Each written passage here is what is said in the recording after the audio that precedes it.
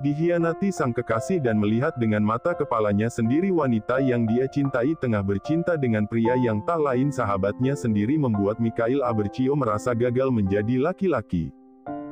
Sakit, dendam dan kekacauan dalam batinnya membuat pribadi Mikhail Abercio berubah 180 derajat, bahkan sang mama sudah angkat tangan. Hingga, semua berubah ketika takdir mempertemukannya dengan gadis belia yang merupakan mahasiswi magang di kantornya. Valencia Artaneda, gadis cantik yang baru merasakan sakitnya menjadi dewasa, tak punya pilihan lain ketika Mikhail menuntutnya ganti rugi hanya karena hal sepele. 1 miliar atau tidur denganku. Kau punya waktu 2 hari untuk berpikir.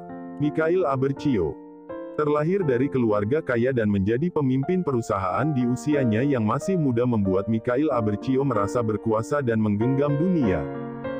Tidak suka diusik, namun jika merasa hidupnya terusik Mikhail Abercio tidak pernah main-main. Nasib sial kini dialami gadis cantik yang tengah merasakan pahitnya menjadi dewasa, Valencia Artaneda. 1 miliar, cash atau transfer ke rekeningku? Pertanyaan singkat yang berhasil membuat mata gadis cantik itu membulat sempurna. Saya nggak punya uang sebanyak itu, Pak.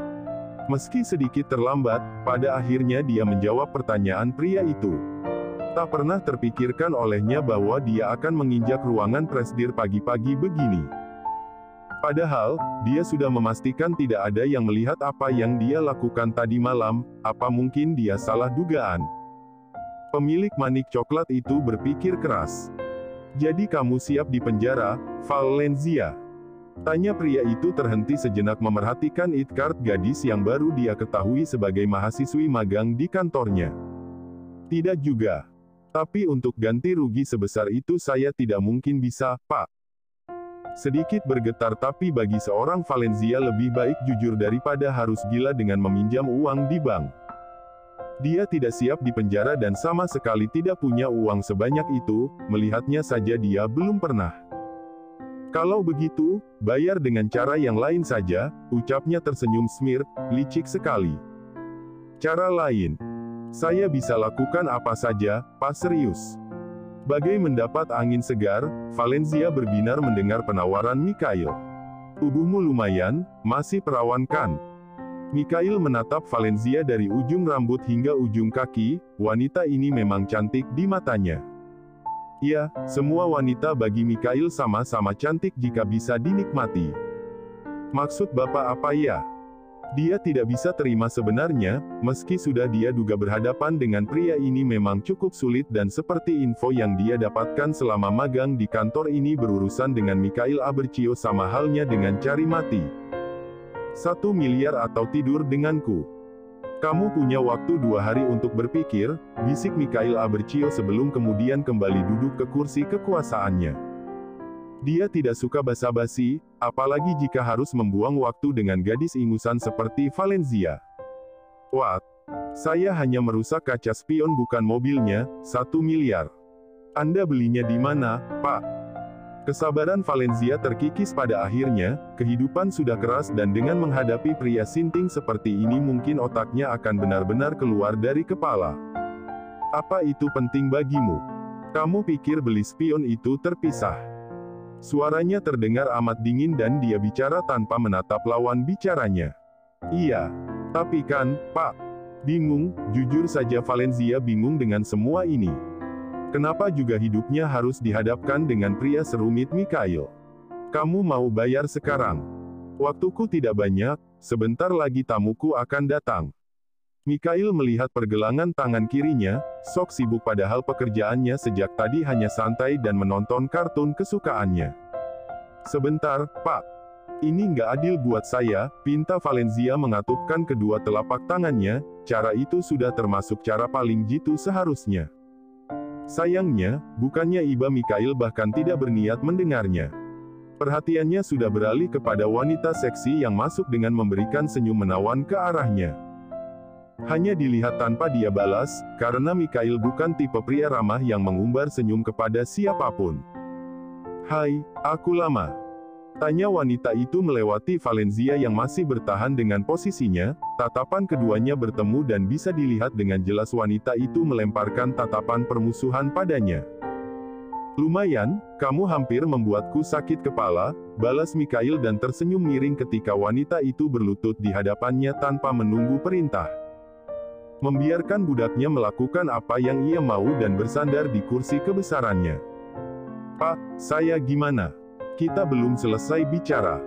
Valencia panik, dia sudah cukup dewasa dan paham apa yang tengah dia lihat di depannya.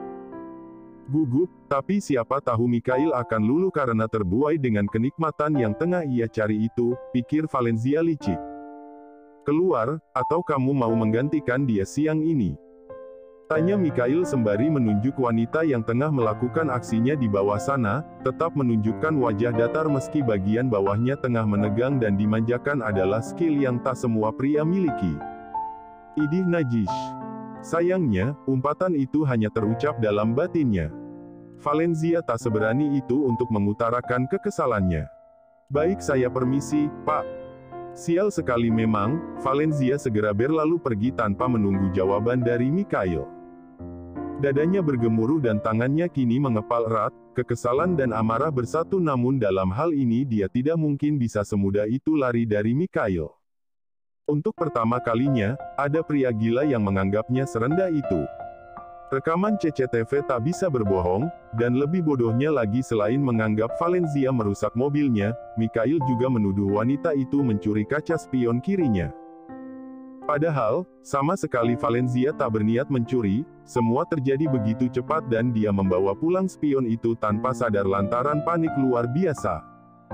Ya Tuhan, harusnya ikutin kata Zidane buat nggak magang di kantor sialan ini. Umpat Valencia berjalan dengan langkah panjang, semua yang dia hadapi terkait pengalaman yang akan dia dapat memang sangat baik. Sayangnya, pemimpin perusahaannya setengah iblis yang menjeratnya seakan benar-benar salah hanya karena masalah yang luar biasa sepele. Uang lagi. Valencia tersenyum getir membaca pesan singkat dari keluarganya. Sudah kali ketiga mereka mengirimkan pesan yang sama satu minggu ini, sebenarnya mereka berharap apa? Statusnya masih sebagai mahasiswa, meskipun dia juga bekerja paruh waktu, mana mungkin uang yang ia dapatkan bisa cukup jika harus menghidupi keluarganya juga. Dert. Ponselnya kembali bergetar, panggilan dari adiknya masuk berkali-kali. Sudah bisa dipastikan apa yang akan Valencia dengar jika dia mengangkat teleponnya. Untuk saat ini dia lebih memilih untuk menutup celah yang membuatnya sakit hati, masalahnya sudah terlalu besar hingga kepalanya seakan mau pecah. Tuntutan orang tua, biaya kuliah, uang makan selama di sana belum lagi tagihan kos. Semua sudah membuat Valencia kehilangan arah, dia berada di titik serba salah. Hendak menyerah semua sudah terlambat, apa kata dunia jika dia memutuskan kembali ke kotanya tanpa membawa hasil apa-apa. Sekarang, semua semakin rumit ketika dia dihadapkan dengan Mikhail Abercio, sang presidir yang sempat dia kagumi kala pria itu menjadi pembicara seminar di kampusnya. Semuanya luntur seketika, tidak ada Mikhail Abercio yang dia jadikan afirmasi sukses ke depannya, kalimat-kalimat inspirasi dari mulut pria itu nyatanya hanya omong kosong dan tidak sesuai dengan kepribadiannya. Zia, masih lama nggak? Masih, Kak, kamu duluan aja nanti aku nyusul.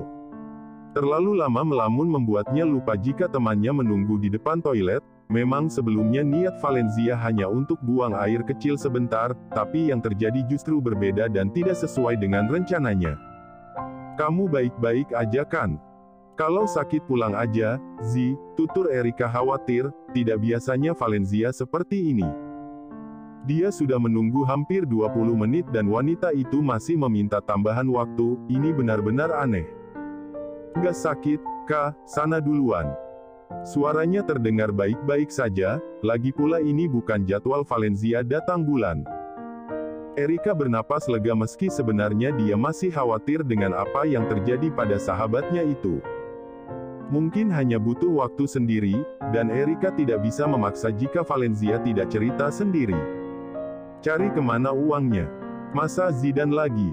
Di dalam, Valencia masih sibuk memikirkan dari mana dia mendapatkan uang sebanyak itu.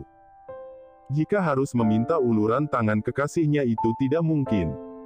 1 juta mungkin Zidane akan berikan dengan mudah, sementara 1 miliar mungkin bisa membuat hubungan mereka ditentang keluarga kekasihnya. Enggak, aku harus coba nego sekali lagi, mungkin caraku memohon kurang dramatis, ucap Valencia sembari berpikir panjang, menghadapi Mikhail sepertinya memang harus butuh usaha yang berbeda. Memantapkan tekadnya untuk kedua kali, Valencia hendak kembali ke ruangan Mikhail. Masih sama bergemuruhnya, jantungnya berdegup kencang sembari menanti lift terbuka. Kali ini dia tidak ingin gagal lagi, Valencia cukup pandai merayu dan seharusnya Mikhail bisa luluh padanya. Ting! Lift terbuka, baru saja hendak melangkah keluar dan matanya dibuat membulat sempurna kala menyadari pemandangan di depannya. Pria yang hendak ia temui tengah melayangkan tatapan penuh permusuhan padanya, masih dengan wanita seksi yang tadi pagi Valencia lihat. "Sayang, hari ini kita makan apa?"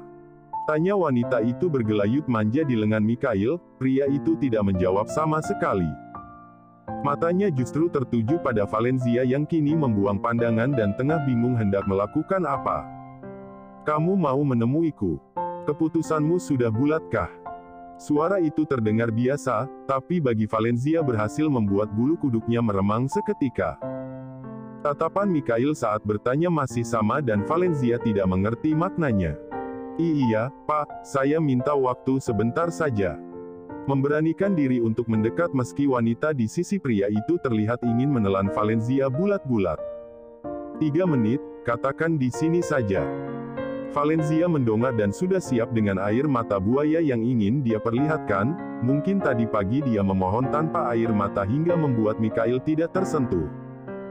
Hanya saja, 3 menit rasanya tidak cukup untuk mengutarakan semua penderitaannya. "Tentang ganti rugi yang Bapak minta, apa tidak bisa kita negosiasi sekali lagi, Pak?" "Nego?" Mikhail mengerutkan dahi, berani juga Valencia menemuinya padahal belum membawa keputusan apa-apa. "Iya, Pak. Seperti yang Anda ketahui saya bukan kalangan atas yang bisa mengeluarkan uang sebanyak itu, tapi Anda juga perlu tahu bahwa saya juga bukan wanita rendahan yang bisa memberikan diri saya begitu saja. Anda bayangkan jika suatu saat adik perempuan Anda mengalami hal yang sama, apa Anda bisa menerimanya?" Semua berjalan dengan baik, air matanya nyata dan Mikhail mendengarkan perkataannya dengan seksama. Kemampuan Valencia bicara di depan umum sepertinya tidak perlu diragukan, namun sayang sekali saat ini Mikhail tidak sedang berbaik hati. "Adikku laki-laki, jadi jangan memintaku membayangkan banyak hal," pungkas Mikhail memasukkan tangan ke saku celananya. "Hah? Valencia salah besar sepertinya, harusnya dia tidak mengutarakan hal-hal yang terkesan membela diri dan membuatnya semakin terlihat berani menentang. Cek, buang waktu saja, keputusanku sama seperti tadi pagi, temui aku jika kamu sudah menentukan pilihan." Pria itu berlalu begitu saja dan meninggalkan Valencia yang kini terpaku dengan mulutnya yang masih menganga. Berharap dapat solusi, nyatanya dia semakin frustasi, ingin rasanya dia berteriak dan mengutarakan kebenciannya pada pria itu. "Aregggh. Kenapa harus aku yang ketemu dia, Tuhan?" Valencia memukul angin dan mengacak rambutnya tanpa peduli tatapan aneh dari beberapa orang di sana. Siang berganti, menutup hari dengan sejuta cerita yang beragam dan kini malam berkuasa. Alunan musik terdengar menggema, menelisik indera pendengaran dan menghanyutkan setiap jiwa yang tengah terlena dalam gemerlapnya dunia malam. Sudah berapa gelas ia tegak minuman haram itu, entah apa yang dia cari hingga lebih kerap menghabiskan waktu di tempat seperti ini. Ya, begitulah cara Mikhail Abercio, putra sulung Ibrahim Megantara itu menjalani hidup. Kekecewaan lantaran pengkhianatan cinta membuatnya berubah 180 derajat hingga sang mama angkat tangan. Menjelang 28 tahun usianya, bukannya semakin bijaksana, Mikhail justru semakin menggila. Sudah berbagai cara Kanaya lakukan, perjodohan yang sempat dianggap sebagai jalan keluar nyatanya justru menggoreskan malu lantaran Mikhail kabur seenak dengkul di hari pertunangannya. Saat ini klub malam menjadi tempat favorit Mikhail, dan Kanaya hanya bisa berdoa putranya pulang dalam keadaan utuh, itu saja. "Come on, kita kesini bukan cuma untuk mabuk, Hail. Kau saja, jangan ganggu aku." Edgard membuang napas kasar, dua wanita sudah berada di sisinya dan tidak mungkin Edgard meminta salah satunya keluar. Dia membayar keduanya di awal cukup mahal dan semua itu dia berikan cuma-cuma untuk Mikhail. Yakin? Tidak ingin bersenang-senang bersama mereka, Mikhail? Tanya Edgard menarik sudut bibir. Hal yang paling tidak bisa dipercaya di dunia adalah penolakan Mikhail tentang surga dunia. Jawabnya singkat, padat dan sama sekali tidak jelas. Pria itu memang terlihat tak peduli dan memilih sibuk sendiri, menjadikan minuman keras sebagai temannya sudah dia jalani sejak beberapa tahun terakhir. Mengenal Edgard di titik terendahnya 3 tahun lalu membuat Mikhail mantap memilih jalan bahagia seperti yang Edgard jalani. Pengkhianatan, kekecewaan dan sakit yang dia rasakan merubah Mikhail sepenuhnya. Susah payah Kanaya dan Ibra mendidiknya, nyatanya pria itu patah usai melihat kekasihnya bercinta bersama seorang pria yang tak lain sahabatnya sendiri. Kesetiaan yang ia agungkan, bahkan hati Mikhail yang lembut hilang begitu saja. Terlalu peduli dengan kebahagiaan orang lain membuatnya lupa cara membahagiakan diri sendiri hingga diinjak semudah itu. Sejak saat itu, Mikhail benar-benar tidak percaya cinta dan menganggap semua wanita itu murah dan tak lebih sebagai hiburan. Terlalu banyak, kamu sudah mabuk, Mikhail. Jemari lentiknya menahan tangan pria itu dan menatap wajah Mikhail yang begitu sempurna di matanya. Mikhail, kamu berani memanggilku Mikhail? Mikhail tertawa sumbang, matanya yang sudah memerah namun masih menyadari jika wanita yang tadinya ada di sisi Edgard kini berpindah kepadanya. Memang namamu kan? Lalu aku harus memanggil apa? Dia mulai berani dan tertantang untuk melakukan hal lebih, jemarinya bermain di dada bidang Mikhail dan jantungnya berdegup kencang kala senyum itu nyata Mikhail berikan untuknya. Hani mungkin, jawabnya tertawa kecil, kepala Mikhail sudah terasa pusing namun sentuhan kecil wanita itu tak dapat dia tolak. Hani. Sebagai wanita jelas saja dia memiliki naluri yang sama, sejak tadi matanya sudah dibuat jatuh cinta kepada salah satu tamunya ini. Dia tidak menjawab, pria itu hanya diam dan menatap wajah wanita itu lekat-lekat. Mata yang memerah dan aroma alkohol yang menyeruak bukan pemandangan asing bagi wanita itu, akan tetapi mendapati tamu yang seperti ini rasanya baru pertama kali. Hahaha, aku kurang apa sebenarnya? Aku berkali-kali lipat lebih baik darinya, apa matamu tidak berfungsi lagi, sayang? Kacau Mikhail kemudian menahan jemari lentik yang hendak membuka kancing kemejanya. Wanita itu mengerutkan dahi, sepertinya yang Mikhail maksud bukan dirinya melainkan wanita lain yang ada dalam pikirannya. Pria itu beranjak pergi dan mendorong kasar tubuh wanita itu. Benar-benar tidak bisa ditebak dan jika sudah begini terpaksa Edgard juga harus ikut karena jika dibiarkan pergi sendiri, Mikhail bisa saja menyebabkan orang lain mati sia-sia. Mikhail tunggu. Benar-benar merepotkan manusia itu. Hal seperti ini kerap terjadi, dan sebagai orang yang dimintai pertanggungjawaban dari Ibra, Edgard terpaksa merangkap jadi bodyguard karena takut pria itu kembali menjadikan jalanan sebagai pelampiasan amarah. Hidup Mikhail memang tak lepas dari masalah, bahkan Kanaya sangat membenci malam tiba karena menurutnya Mikhail akan berubah ketika sinar mentari telah berganti.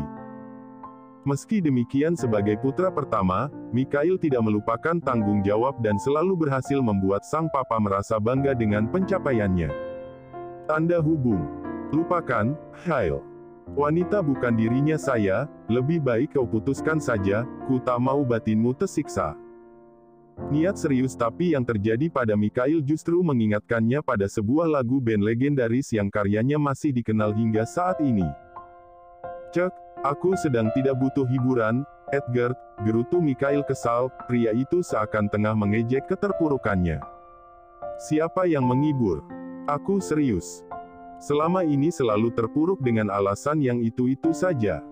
Sampai kapan kau akan bertahan luka? Jangan sok bijak. Buaya sepertimu mana paham perihal hati. Dia sedang mendeskripsikan diri sendiri, tanpa sadar bahwa sejak 2 tahun terakhir dia juga sama seperti Edgard. Bawa-bawa hati. Sekarang aku tanya, kau tidur dengan banyak wanita itu pakai hati? Tidak kan? Buaya teriak buaya. Terserah, Mikhail enggan berdebat malam ini. Dia sudah pusing dan berhadapan dengan Edgard membuatnya semakin pusing. Pria itu memilih bersandar dan bersedekap dada, mencari posisi nyamannya. Cinta tak selamanya indah, jangan terlalu berlebihan dalam mencintai sesuatu karena nanti sakitnya juga berlebih. Edgard masih memberikan kata mutiaranya meski pria di sampingnya sudah tak lagi bersuara. Entah tidur atau sengaja mengabaikannya, yang jelas Edgard ingin mengungkapkan fakta itu.